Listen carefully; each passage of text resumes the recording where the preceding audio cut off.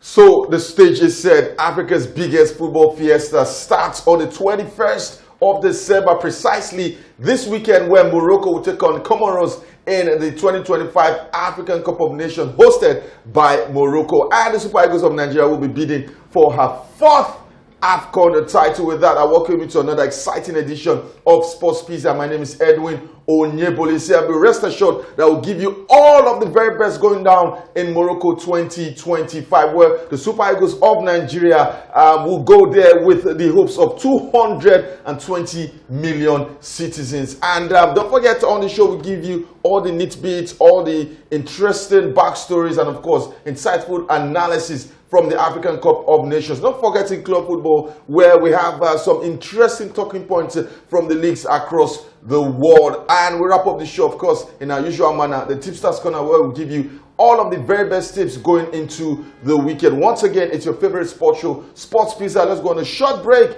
When we return, I have not a new face, but a returning face on the show today. I'll let the cat out of the bag when we return.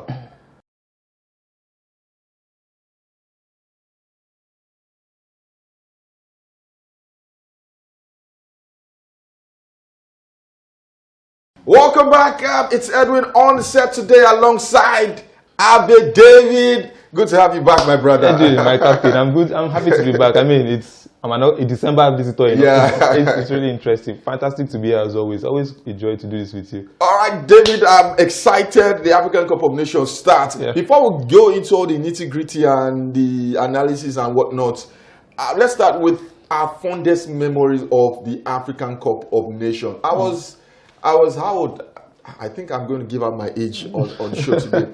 When we won the African Cup of Nations in 1994, I was about 6-7 years in 1994. Didn't really have a full grasp of what it means to play at the AFCON or win the AFCON. But my first proper intro to the AFCON was 1998, where Egypt won. Burkina Faso 98, where Egypt won. Then you had Ghana, Nigeria in 2000, and that was like the baptism of my introduction into the African Cup of Nations. So many memories. Won it in 2013. For you, what's your standout moment at the AFCON, and what was your very first AFCON that you can recall and say, okay, this was the AFCON I truly followed and understood? Yeah, Edwin, for me, two AFCON stand out for me. One, my very first was the 2000 AFCON, Ghana, Nigeria. I remembered I was 5 years old at that period. So it stood out as a 5-year-old kid. Imagine people getting this emotional about something. Yeah.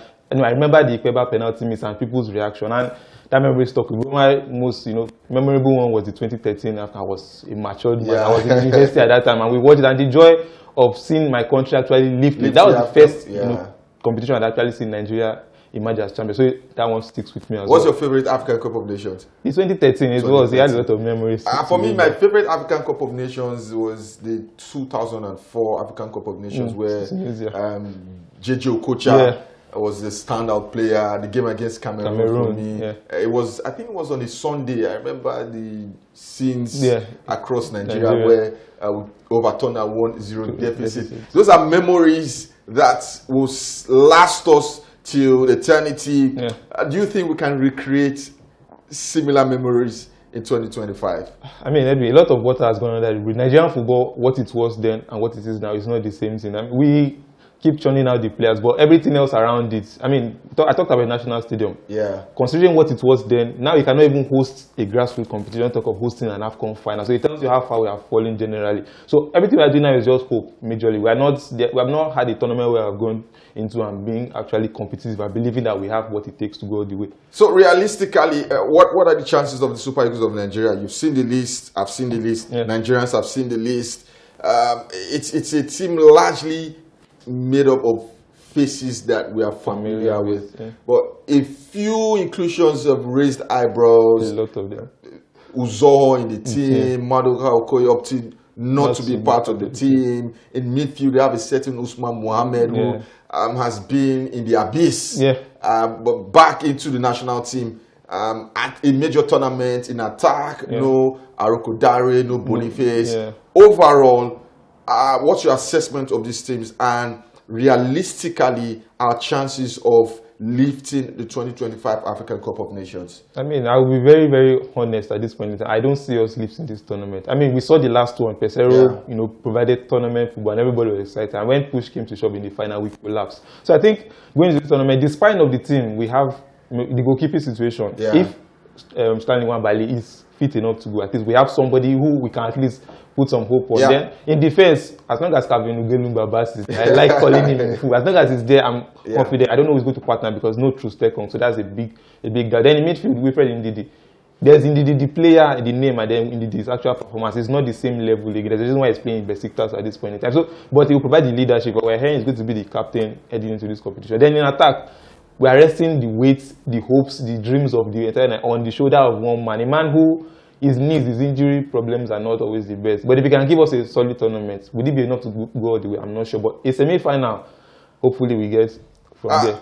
You talked about the defense. I want us to just kind of like piggyback to that. Yeah. No Trust Ekong, no Benjamin Fredericks. Yeah. No Olaino. No Olaino also, right back. You look at that defense, you have Awaziem, who is an old war horse, Calvin Bassey, like you said, Semi Ajayi. Zaidu Sanusi, yes, Igbo Obu, also a new addition. Is that a bedrock? Is that a capable bedrock for a title-winning team? I mean, over the World Cup qualifiers and a few of the AFCON qualifiers, I tried to understand what Eric Sekushel's style of play is. Is he going to give us tournament football, defensive solidity like what Pesero gave us? I am not sure we are going to be that team because generally our style of play is still not very discernible. We're more about results at that point in time. Yeah. So I don't know if it's going to give us, because if we are trying to build our team on the defense, it will not be enough. Unless everybody comes together, we have a collective effort. The defense, the midfield, the attack, everybody sits deep. So I think it's going to be a team effort. We don't have the individual quality to say we are going to be defensively robust in this tournament. In midfield as well, we are not going to be the most creative. In attack, we have a point man, a talisman who is going to lead us all the way. But as a team, we still have to come together and form a structure. In midfield, it's more of similar qualities. Yeah. We're still crying out for that creative player. Yeah. We will never get another JJ Okocha, but we need someone who can create those chances, those line-breaking passes, that guile and genius to unlock tight defense. Yeah. We don't have that. Yeah.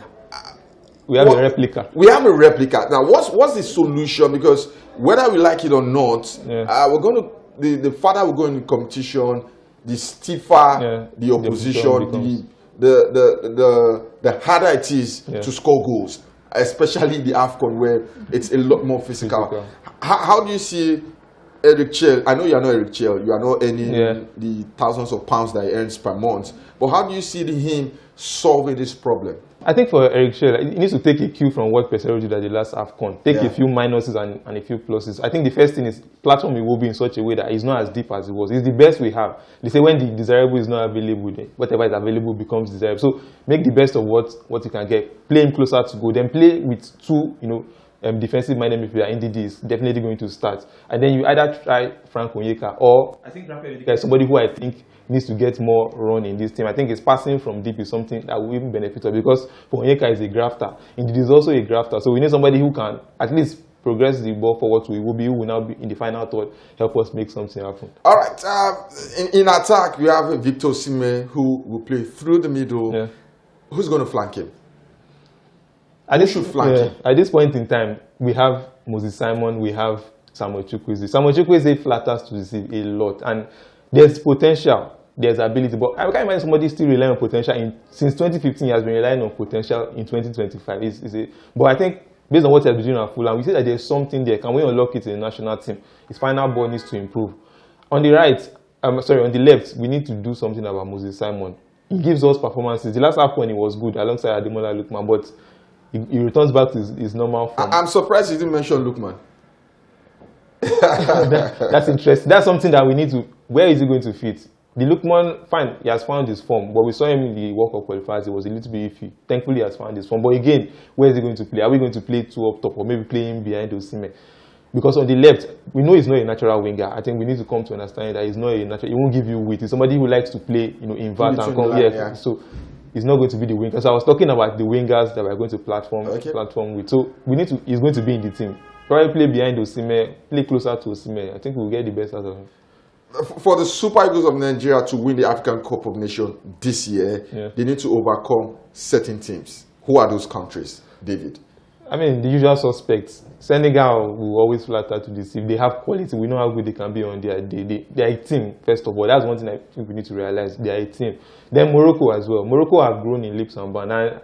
I mean, we need to talk about how much they have improved. They are hosting. We need to, when you look at the team hosting the tournament, that home advantage is going to count for them a lot. Algeria as well. I mean, they've revamped their generation. Mahrez is now on the periphery of their team right now. So they have guys who will come in and they are hungry for success. We also have Egypt. We don't know if this is Mo Salah's swan song, if he's going to want to prove a point on the African continent. He also has a lot of stories to tell. Cameroon as well.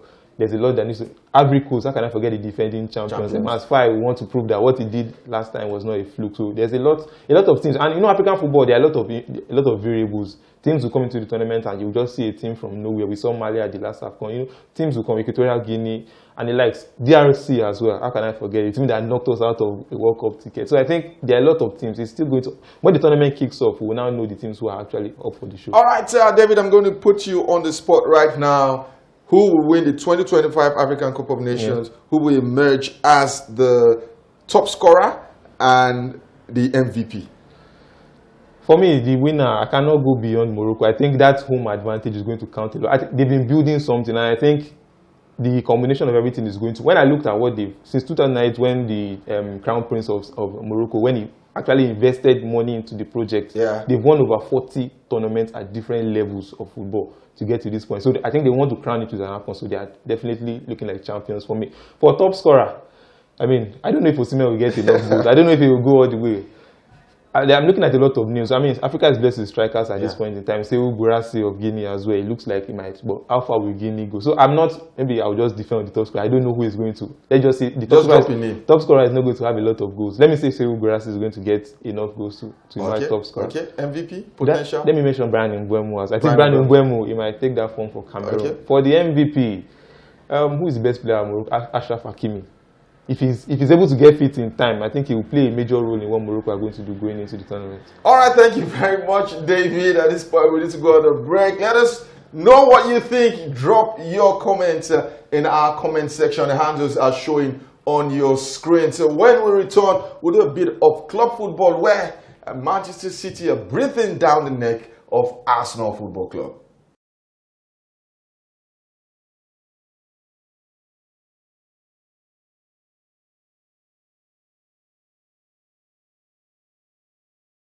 Welcome back from that short break. It's still your favorite sports show, Sports Pizza. Edwin alongside David in the studio. David, let's do a bit of club football. We'll start with the English Premier League. Arsenal just 2 points ahead of Manchester City. A narrow win against the worst team in the Premier League this season, who look like they could be on course to break Derby County's record. Or worst record haul in the English Premier League history. But away from all of that, what did you make of the performance? Do you think there's a bit of doubt currently crippling into the minds of Arsenal footballers? Or is it a phase? Is it a strain of injuries? Is it fatigue? Is it Mikel Arteta still hanging on to the handbrakes?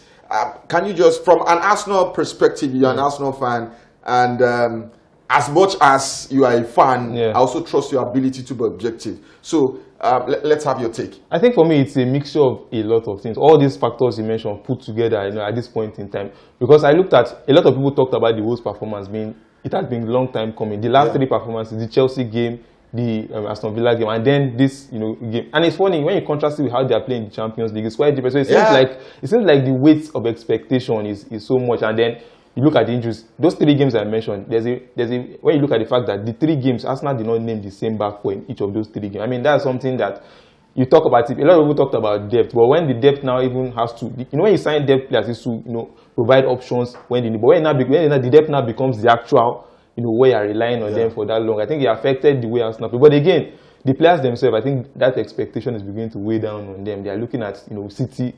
When you look at the gap was before the last international break, Arsenal gained a point on the table. It was 3 points, but it became 4 points. But now the gap has reduced. So I think psychologically it plays when Arteta is somebody who likes to compartmentalize results, so he looks at a cluster of results. How did we come out? When you now look at the fact that after this trunk of games, the gap has reduced to 2 points, it tells a lot on their psychology. Again, we're in December, and the games will come thick and fast. Do you think Arsenal will retain their spot as the league leaders heading into the new year? I think it's very dicey at this point in time. When you look at the run of games, the injuries, and then the way the team. A lot of those players, I looked at them, they are playing on fumes. They are really relying on fumes. The likes of Declan Rice, the likes of Zubimendi, and even the defense. Guys who were not brought in to actually be regular starters are actually playing a lot. Timber is also running on fumes. He has played multiple positions across the last 3 games. So City are now also seem to be picking form at just the right time. And when, I've heard all the metaphors, the sharks are circling around, there's a lot of, the noise. Everything is just... It now depends on the team. Then, so how do they want to respond? A lot of has been made of us now. We've seen them in this situation before, and they've crumbled. I've been saying that since the beginning of the season. Okay, this team is different. This team is different. But it seems like they're beginning to prove me wrong. No matter how you try to, those doubts will always stay creeping. Fine, they brought in 8 new players. It seems like to shake up the squad, but somewhere in the dressing room, those noises are still ringing around. It has happened before. Let's not try to make it happen again. All right. For Manchester City, I still have my doubts about them. There are doubts. As good as the results have been, the performances haven't been sparkling or sterling. They still give opponents good chances. In midfield, they seem to be lightweight when you put pressure on them. But right now, what I think is working for them is that the support cast for Haaland are stepping up. Foden is scoring, Czech is providing chances and stuff like that. And Haaland will also contribute his own quarter. There's also Chelsea in the mix. There's Aston Villa also having a good season. 9 wins on the bounce. In the Premier League, that's a fantastic return. So we'll keep our eyes on that. But we'll head straight to Spain quickly, where it's a 4-point gap. Barcelona, Real Madrid. It's quite interesting because Xabi Alonso started his reign as Real Madrid's manager with the best ever start of any Madrid manager in history. He's gone from that to being 1 game away from getting the sack. How did we get here? I think for me, this is when you look at some of the noises that we heard in the dressing room, players not being happy. There's no coincidence that Rodrigo seems to have found his way back into the level. He talked about Rodrigo not being a right winger in his eyes, but now the same Rodrigo is now playing right wing for him and is actually bailing him. So it tells you that generally Alonso came in with a certain approach, but you need to realize that the first job at Real Madrid is man management. If you miss, Madrid is not philosophy, is not style of play, is not this is how we want to play. So he came in and he realized that the egos in that dressing room are more than what you can coach a style of play into. So he now had to release the reins a little, and he needs to adapt himself. We need to remember that he's also a young manager, somebody who is still learning. Forget what he did at Leverkusen. He spent 2 years at Leverkusen, so it's not as if he's been 3 years. So it's not as if he's been very experienced. So now comes to this, the biggest job in his career. So a lot of that, the pressure at that club is going to get. He needs to blend his own idealistic style with what Madrid requires in terms of managing the squad. All right, it's still Sports Pizza, your #1 sports show. At this point, I'm going to break. We'll give you our video of the week. When we return, we'll wrap up the show with the Tipsters Corner.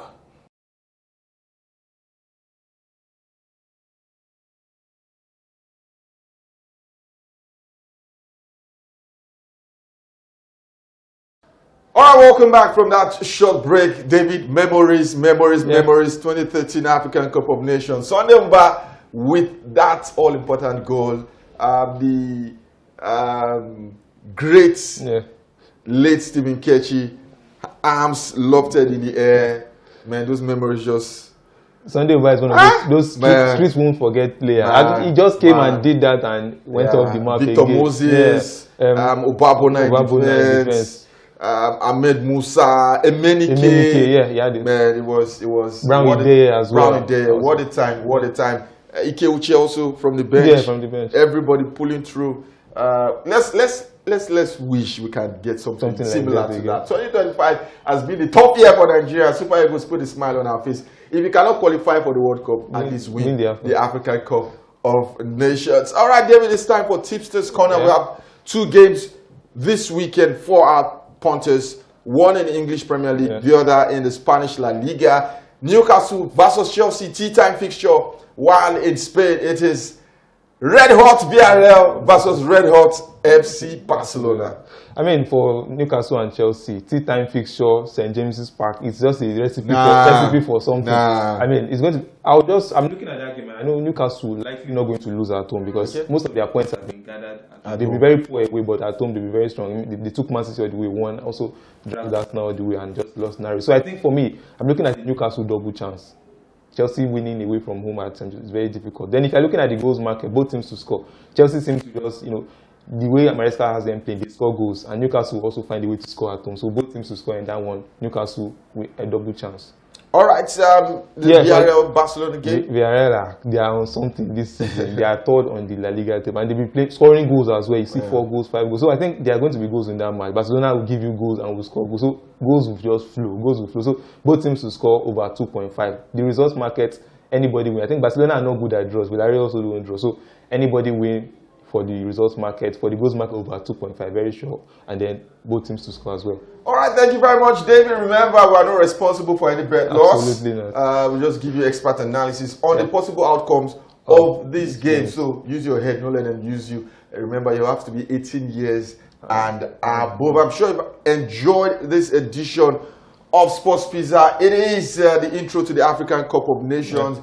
Best believe we'll give you all of the very best of analysis, information behind the scenes, if possible, live from Morocco. This is where we drop anchor on today's show. David, it's a pleasure having you back on set.